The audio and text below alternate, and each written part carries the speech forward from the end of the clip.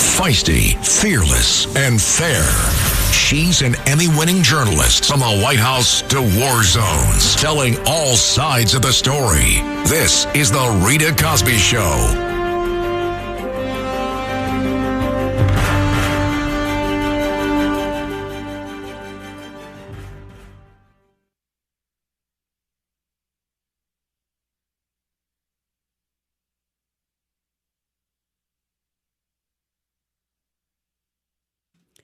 And tonight on the Rita Cosby Show, a lot of activity happening and some more pounding by the U.S.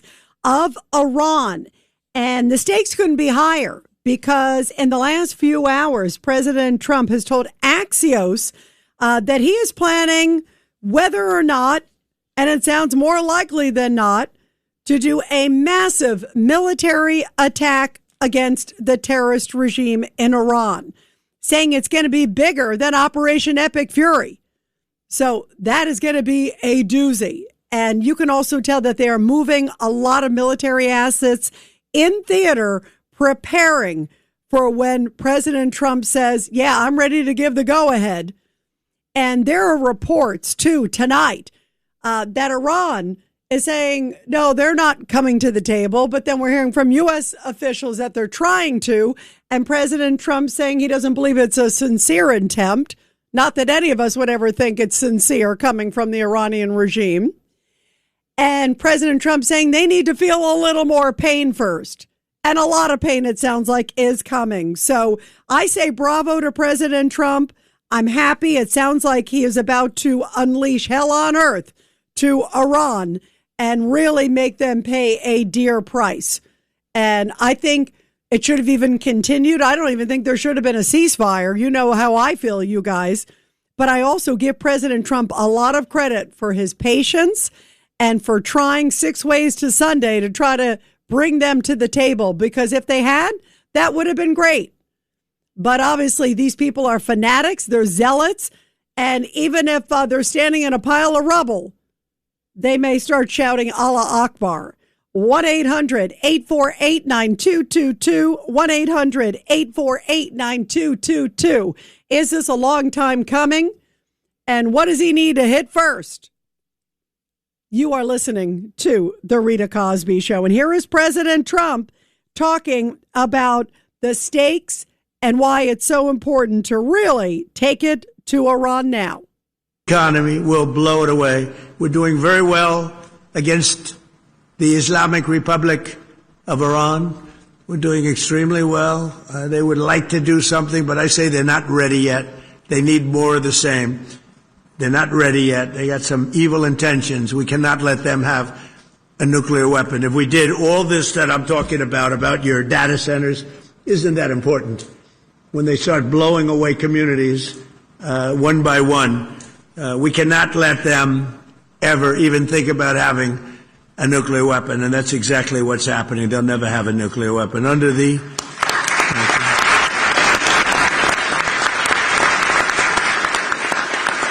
And by the way, this should have been done by other... They've been saying 47 years now for about 3 years, but this should have been done for 50 years by other American presidents or other countries.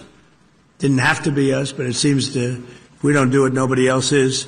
But I will, and nobody else has the capability to do it either. We built in my first term. And by the way, he's correct, because if we don't do it, who's going to do it? Obviously, the Israelis will try, but it certainly helps to have two great military forces. And who knows, maybe the Israelis might even play a role in this massive attack that sounds like it's in the works. The other thing is interesting is there are apparently 100 medics that are coming in. That's an interesting thing. Why are 100 medics coming in? And we'll get to that a little bit later in the show. But we were talking with General Arnold Punaro earlier, a Marine Corps retired general, seen a lot of action. And he believes, who knows, maybe it's sort of preparation because maybe some special forces might be involved. Maybe a takeover of Karg Island or something like that. So there's a lot of things that seem to be on the table. And Marco Rubio, the Secretary of State, says he's not holding anything back. And in fact, he made an analogy that I do believe we're going to be talking about for decades to come. because, of course, President Trump said, listen, if you hit any of these ships in the Strait or if you go after ships elsewhere, there will be payback, and we'll go after those proxy groups, and we'll also go after you, Iran, because we know you're spearheading it. And then the Iranian foreign minister came back and he said, it'll be an eye for an eye. So if we go back after them after they strike, then he's saying there'll be payback to us. So he used the old eye for an eye phrase. And Secretary of State Marco Rubio said, let's change that phrase and let's put a new spin on it. Take a listen. I saw Arachi, their foreign minister, who the other day say or something about their policies, an eye for an eye. The president's policy is a head for an eye. I mean, honestly, that's what it's going to be. I mean, they will pay a very heavy price for the things they're doing. They're already paying a very heavy price. You guys don't know it because you don't cover it. You're not in Iran. You're not in the street. They don't have a free media. But they're going to continue to pay a very heavy price. Their industrial base has been decimated. Their defense industrial base has been decimated. They're losing launchers. They're losing radars every single night. They are suffering billions of dollars in damage, and their economy is a disaster. But despite all that, okay, these people who are calling us every day, begging, let's do a deal. They send us messages through other countries, third countries. I mean, they're running out of countries to send. Even I had countries here coming up to me, I just spoke to the Iranians. They want to do a deal. The problem is, every time these people do a deal, they either break it or after they make it, they want to change the deal. So they're probably not ready to do a deal yet, but they will be soon because the price they're paying is very high despite their tough talk and their flowery language and their stupid Lego videos they put out. I've never seen them, but they put these things out on social media. Despite all that bravado, they are suffering tremendously, and they're going to suffer more until they come to their senses. They're not there yet, unfortunately. Breaking news. And some more updates just coming in on this other horrific story, guys, tonight. Central Park West in New York City, very nice area, especially on an afternoon, a nice sunny afternoon. And there was a suspect, a 51-year-old man. His name is Raul Morales. We'll have to find out his background. We don't know too much about him. We do know his name. Well, apparently he was going on a stabbing spree midday. How scary is this? Afternoon, people just walking by, and the suspect apparently shouted Allahu Akbar both times before he randomly stabbed people. Some of them right by a synagogue in New York. One of the victims, a Jewish man who's in very serious condition, and an Asian man also in equally very serious condition. And here is ABC television with a report and an update on exactly how it all went down. Breaking out on the Upper West Side. Two separate stabbings, apparently random attacks just minutes apart. The first attack, a man stabbed at West 84th Street and Central Park West. Minutes later, at West 86th Street in Amsterdam, another man ambushed. A suspect taken into custody just a few blocks away on Amsterdam between 88th and 89th. Eyewitness News reporter Anthony Carlo is live on the Upper West Side with new video of the arrest. Anthony? Oh, Sade, Mike, a bloody and chaotic afternoon here on the Upper West Side. A man running wild, armed, and stabbing two people we know that are now in the hospital. The first stabbing happened, as you said, here at 84th Street and Central Park West. You can still see some police tape up there behind us. We understand at 1:31 this afternoon, police received a 911 call that a 57-year-old man had been stabbed in the back at this location. 84th Street and Central Park West. He was taken to Mount Sinai Morningside and we're told he's in stable condition. Then police were called to a second scene, this one blocks away at Amsterdam Avenue and West 86th Street, right near a church and a synagogue. Police say a 50-year-old man, a second victim, had been stabbed and also taken to the hospital in stable condition. A short time later, the chaos continued. Police took a person of interest into custody at an apartment building a couple of blocks away from the second stabbing scene. We are blurring the face of the man in custody at this point because we are told he has not been charged yet, but he is being interviewed by detectives as we speak. People who live at that building on Amsterdam between 88th and 89th describe the chaos. We don't know. That's why we didn't want to open up any doors. We kept hearing a lot of slamming back and forth, but yeah. It's sad. I'm trying to ascertain whether I could come back into my building after everything's said and done. I don't know the extremity of it, yeah. Very scary. We do want to show you now what the council speaker, Julie Menon, said just a short time ago, releasing a statement in response to these stabbings. I'll read a portion of it here. Quote, I am absolutely sickened and furious by what appears to be an anti-Semitic stabbing on the Upper West Side. While we await additional details to be confirmed, we know that what is happening in our city is abhorrent. Now, we do have to point out that police have not yet said that they are investigating either of these stabbings as a hate crime. As you know, it is very early in this investigation, and they are still digging into what the potential motive could be. But again, we do know from police at this point that both stabbings looked completely unprovoked. That is a very scariest matter. And we're finding out, by the way, that the guy who shouted Allah Akbar, and we'll get to that in a moment. How scary is that? Before each stabbing, first he goes to the Asian guy, a 57-year-old Asian guy, and he stabs him in the back. And then he keeps walking down the street, goes about 2 blocks, and then stabs a Jewish man in the chest randomly. This is so horrific and so frightening. Right now, doesn't look like there's any connection between the suspect and the victims, and no connection between the victims. So this is a very, very frightening situation. The suspect is 51-year-old Raul Morales. And the NYPD is evaluating if it is a hate crime. Obviously, shouting Allahu Akbar and then one of them being Jewish and it happening right by a synagogue, maybe the bells are going off. And here is a Fox report that talks about the victims and the suspect a little more. Breaking tonight, just in the past few hours, New York police are investigating 2 stabbings on the Upper West Side of New York as possible hate crimes. An Asian and a Jewish man were attacked in separate incidents this afternoon. Both are expected to survive. Police say the 51-year-old suspect shouted Allah Akbar during those attacks. So I would say looking into it as a hate crime sounds pretty logical. They're also saying the guy had mental problems, obviously, but they don't have any record of him having sort of mental encounters with the NYPD before today. So throw the book at this guy. Don't put him before somebody like Alvin Bragg who'll say, oh, let's give him another chance. He seems like such a nice person. And take a listen. Here's one of the commentators on News Nation.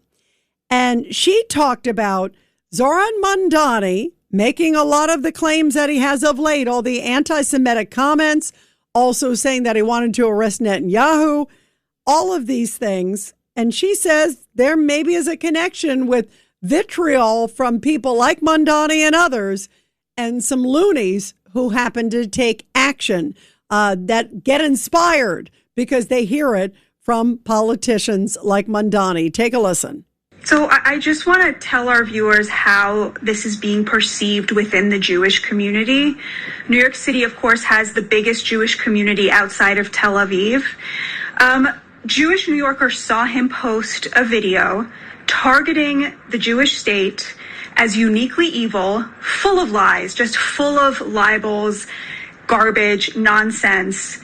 He said in that video that New Yorkers must pick up every tool they have to fight against Netanyahu and Israel. And guess what happened 2 days later? A man picked up a screwdriver and stabbed 2 people, including one Jew, coming out of a synagogue after prayer and shouted Allahu Akbar. He heeded the mayor's call. That video was not just a political mistake. It was a blood libel that has resulted in blood. This is how Jewish Americans are seeing this. It is horrifying, Henna. And I think you're right that a lot of the DSA members, it's not incidental that they are obsessed with Israel. It is core to the mission, so much so that a lot of the economic populism, to me, reads as just a beard for this obsessive hatred of Jews, which we're seeing come out into the open on the far left. Very frightening as anti-Semitic attacks are skyrocketing. And the guy was shouting Allahu Akbar We got to find out more about his background, but boy, is this troubling. We're going to take your calls when we come back. 1-800-848-9222, and you're listening.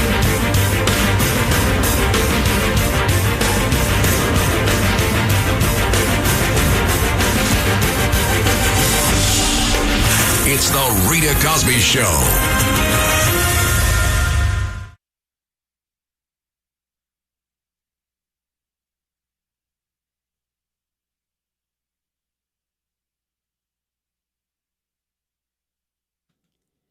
And let's go to your calls, guys. 1-800-848-9222. Let's go to Nate in the Bronx on line 1. Go ahead, Nate.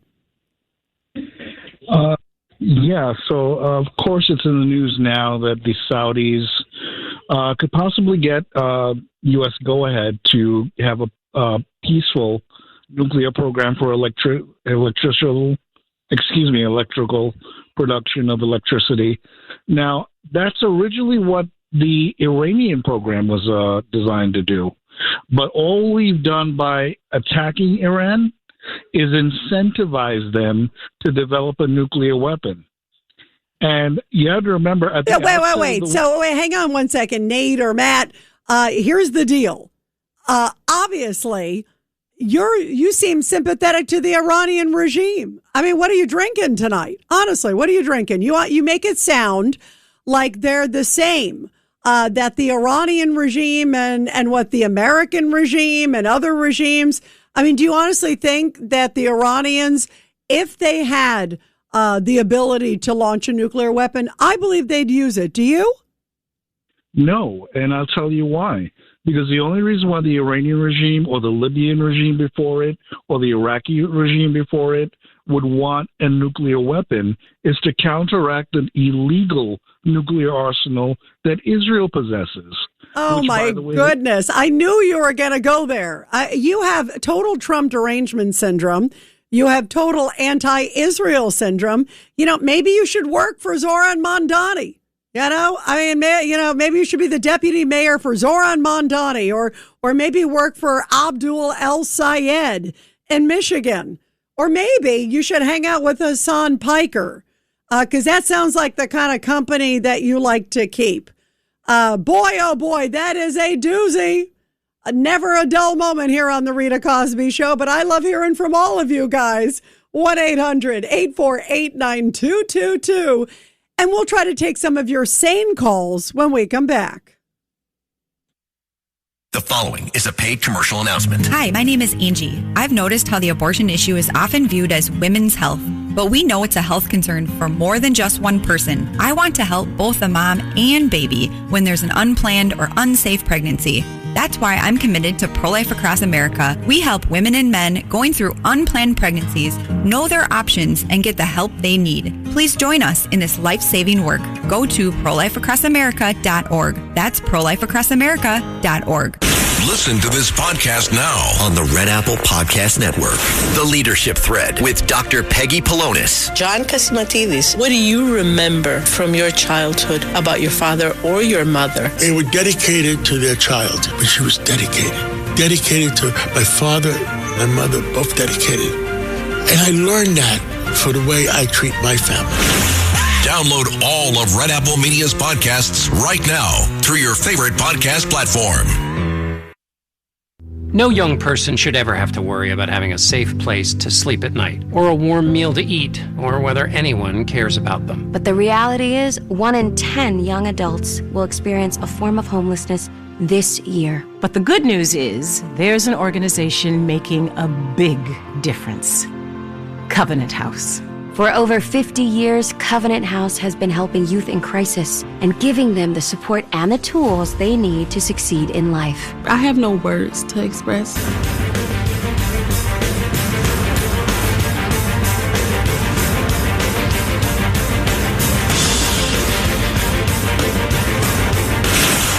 Rita Cosby is on.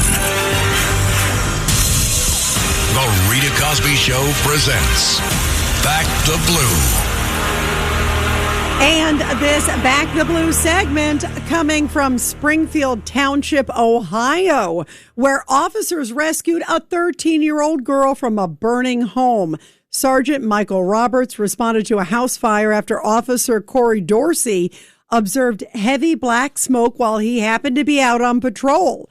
Now, when Sergeant Roberts arrived on the scene, he learned that a 13-year-old girl was trapped inside and the smoke was coming heavy. It was billowing all over the roadway, intense heat, flames, and smoke. Officer Roberts immediately entered the residence without hesitation and thankfully was able to locate the very scared teen, who at that point was going in and out of consciousness. What a frightening situation. Well, a neighbor who saw it all go down said that officer is a humble guy. He did not think twice. He ran from his cruiser straight into the house to get the little girl, even though flames and smoke were coming immensely from that home. The neighbor said that is beyond the call of duty. What a powerful story. Thanks to our great men and women in blue. I love how courageous, and they do not waver, helping strangers always in their time of need. And let's go to your calls, you guys. 1-800-848-9222. 1-800-848-9222. Let's go to Larry in Brooklyn, line 1. Go ahead, Larry, your thoughts tonight. Yeah, hi, Rita. Isn't it ironic that if that woman was right and that the stabbings were a direct response to Mamdani's speech about Netanyahu, isn't it interesting that he was accusing Netanyahu of being a murderer during time of war, and now we see during time of peace who the real murderers are. Well, he's not. I mean, I wouldn't call him a murderer, but he sure seems to be an apologist for everybody in Gaza. No, I'm talking about the stabber. Okay, I'll let you do that. I'm not gonna. I didn't think I'd have to be in a position to defend Mamdani, and I'm glad I don't. So go ahead. Yeah, no, the Muslims are the real murderers because they don't even need provocation. They just come up to you during time of peace and try to kill you. So, you see, it's kind of ironic that he's trying to make the Jews into murderers, and we see who the real murderers are. And I want to tell you, well, Larry, before you move on, since we're on the topic here, I mean, this is so crazy what happened and the vitriol. And again, we don't know if the guy overheard anything from Mamdani but there's been surely a lot of comments coming from him and a lot of other people, sadly, that are Democratic socialists. What about Mamdani's wife, who liked the October, 8th day and said, what a great day, essentially, that was celebrating the brutal attack on Israel and American citizens and other citizens that were there that day. It was so horrific. And then his wife is sitting there celebrating. There are just so many things wrong with this. And, again, not that he's to blame for this by any means. I would never want to blame somebody for something like this. But his vitriol is inspiring people to feel emboldened. I firmly believe, not just him, but I think all these comments from all these individuals certainly are inspiring people to do crazy things and dangerous things. And that is a really troubling sign. So how do we change it all, Lair? How do we correct it? Because he's still going on, even in his kind of like pulling back the attack. He still went after Netanyahu. Rita, first of all, you have to be realistic. You cannot correct a situation that has gotten out of hand. It's like it's like you're trying to. It's like if a frog is boiling to death in hot water and it's been there since the temperature was 29 degrees, and now you think it's boiling to death. How do we correct the situation? Well, he should have jumped out a long time ago.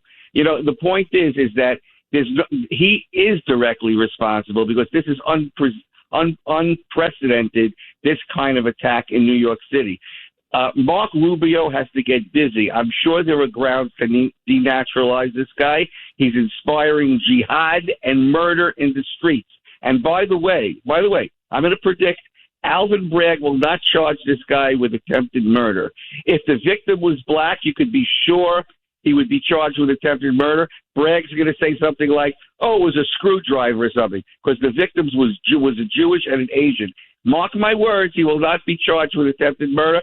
because Mandami is going to have put his 2 cents in. You'll see. You know what? What a frightening premise, Larry. And I hear what you're saying, because I don't have a lot of faith in the judicial system, especially when it's tied to Alvin Bragg. By the way, Larry, totally separate topic, but it makes my blood boil.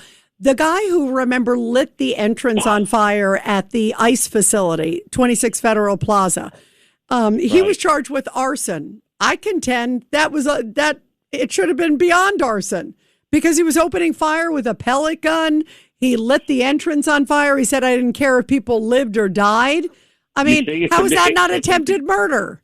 You're exactly right. Attempted murder it is attempted murder if there were people in proximity that could have gotten killed. There were. Yeah, for sure. It's exactly what I'm talking about.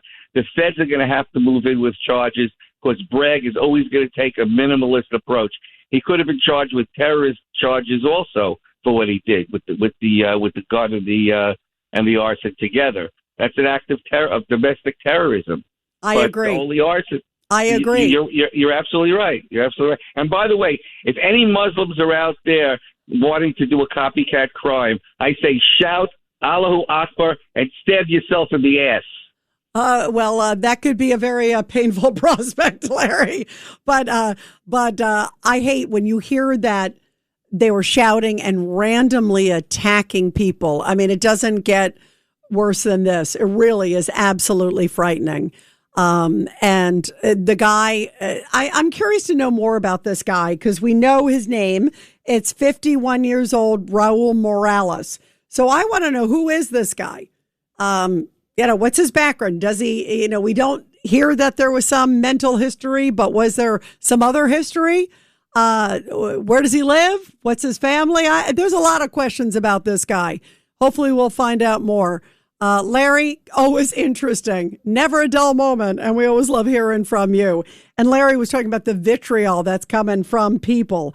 And earlier today, we talked with Ari Fleischer, former White House press secretary. He talked about the DSA takeover of the Democratic Party and just how dangerous some of the rhetoric, like we've been talking about, is. I'm just glad at least some Democrats like Van Jones have started to speak out to say that this is not good for Democrats. This is not a big tent. This is a movement that has to be defeated and stopped. That is exactly how the Democrats need to look at the rise of the socialists. This was the equivalent of, inside the Republican Party, there was a group of, and I will say it this way, David Duke, Ku Klux Klan leaders, people who have a horrendous agenda that is going to harm our country. You don't bring them into your tent because you want to win elections. You kick them out of your tent because you want to win elections. That is what Democrats have to recognize about the rise of socialism, about people like incumbent Congressman Chevalier, who founded a group dedicated to the ending Western civilization. The words on the webpage of the group, the total eradication of Western civilization. You've got in Colorado a candidate who blamed September 11th on the United States. Whose tent is big enough to say, yeah, we blame September 11th on the United States? You have in Queens, Claire Valdez, who wants to nationalize the airline industry. You've got the most lunatic ideas that are horrible for the Democrats, and they need to put up a wall and keep these socialists out and work to defeat them everywhere. And if the socialists win, do not caucus with them in Congress. And he talked about how some of them have said America deserved 9/11. Now, since we were talking about Mondani and Hassan Piker, let's go back and talk about Hassan Piker. That's the influencer who seems to be this common thread.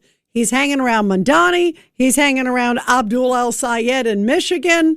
He seems to be hanging around a lot of these, very sort of anti-Semitic characters. And let's not forget what Hassan Piker said about America and 9/11. This was absolutely deplorable.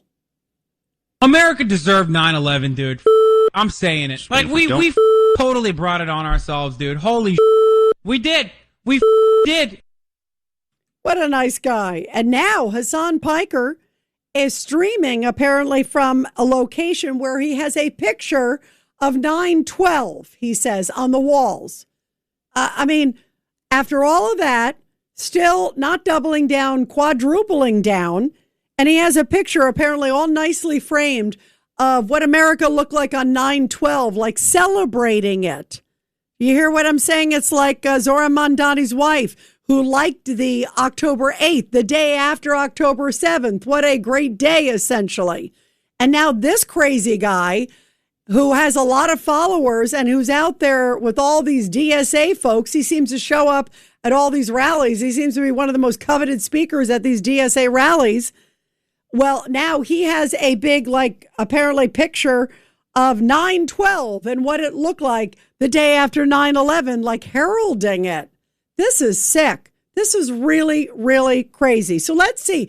Is Mondani going to be hugging him at the next event and inviting him to the next party at the Gracie Mansion at the mayor's house? Is he going to be, if El Sayed wins the Democratic primary in Michigan, is he going to be at the victory party? I bet you yes on both. Here's Hassan Piker. Also, you might have noticed some changes behind me. I finally framed the Cutie Cinderella newspaper from 9/11, the morning of 9/12, the newspaper right there. The newspaper that covered 9/11. It's now officially sitting behind me, and I moved the North Korean poster up in place of the fan art. We're going to find a new place to put all the fan art. Don't you worry. Okay. But in any case, ladies and gentlemen, boys, girls, and MBs, that's a PSA 10, by the way. That 9/11 poster, or not, the 9/11 news article is a PSA 10. That is shocking. He's an American citizen. That is shocking. I would say deport him if he wasn't, because it's just so deplorable. So deplorable. Has a lot of followers. And again, he spoke to a big college convention about a week ago. Remember, where he was saying, we're coming, Democratic Party. We're coming for you. Don't give in, DSA. We're going to take over the Democratic Party. It was like a call to action. And this is a guy who is celebrating 9/12. Wow. 1-800-848-9222. 1-800-848-9222. Let's go to Stan on line 1. Stan, your thoughts tonight. Next week, I need you to know this anyway. Next week at the Paley Center for Media, there is going to be a seminar and about 5 or 6 guests, some Rabbi Eli Wiesel's son. Oh wow! Yep. And some other people in the Jewish city, called Beyond the Headlines: Jew Life in American Time. I'm going to be there. I'm attending. Beautiful. If you can show up, fine. I suspect there'll be heavy security, but I'm going to tell you, since you told me about those 2 incidents, I advise I'm carrying a baseball bat with me. It'll be hidden, not much, but it will be. I'm carrying a baseball bat with me because this gets me just a little irked. Wow, Stan. Hang on. In all seriousness, no, I mean it. Are you truly concerned? It's starting to get. I'm a Jewish person. Wow. I'm not necessarily afraid of nobody in the street, but I'm not going to carry a gun. I'm not going to carry a knife, but a baseball bat. I like to hit home runs. So if someone comes up to me and starts with that, I'm going to send them to left field. I mean, that's how upset I am about what you told me. I'm not necessarily a violent man. I'm pro-gun control. I'm gun control. I know you are, because you've called into the show. If I say, so a baseball bat, it's not though. So I'm going to carry one with me. I mean, I'll keep it in a thing. But if someone comes up to me in the street, they'll need new teeth plus a new face. And they pull that crap with me. Or Stan, anybody. Hang on one sec, though. We have to defend ourselves. I wouldn't say that. But I know, and I hear what. And Stan, you have been. But as a Jew, it's time we defend ourselves. Okay, go ahead. No. And it breaks my heart to hear you say that, Stan, because I do remember, obviously, you talking a lot about gun control, and here we are at this moment. One of the people, though, as I mentioned, was an Asian guy. He was near the synagogue, and I don't know if there was any connection or if he just happened to be in the area. The guy was roaming around the synagogue.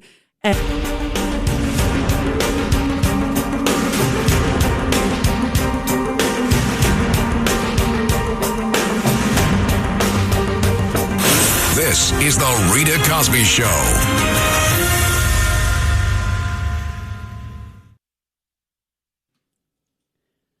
Well, there's some interesting developments tied to Zoran Mondani's New York. Charles Kushner, that's Jared Kushner's father.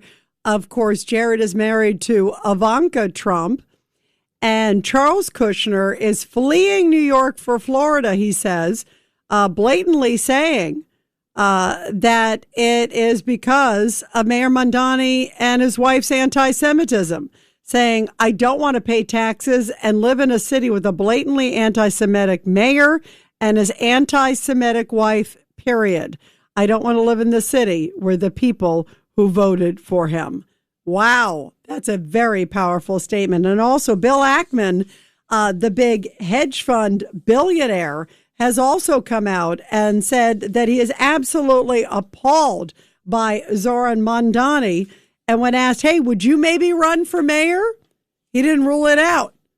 He's been pretty vocal, and he has actually been really great on going after those students that have been protesting all over the place on college campuses. And those are the students that have been doing the pro-Hamas messages, taking over various college campuses. And of course, Bill Ackman, one of the first people who came out and criticized those students and said, maybe their identities should be made public. Maybe they shouldn't be able to hide behind masks. Maybe future employers, especially those on Wall Street, should be able to know exactly who these people are so they don't hire them, since it's certainly a sense of their character if they're out there saying, die Israel and globalize the intifada. Maybe you don't really want them in your Wall Street firm. So actually, maybe Bill Ackman might make a really good New York City candidate someday.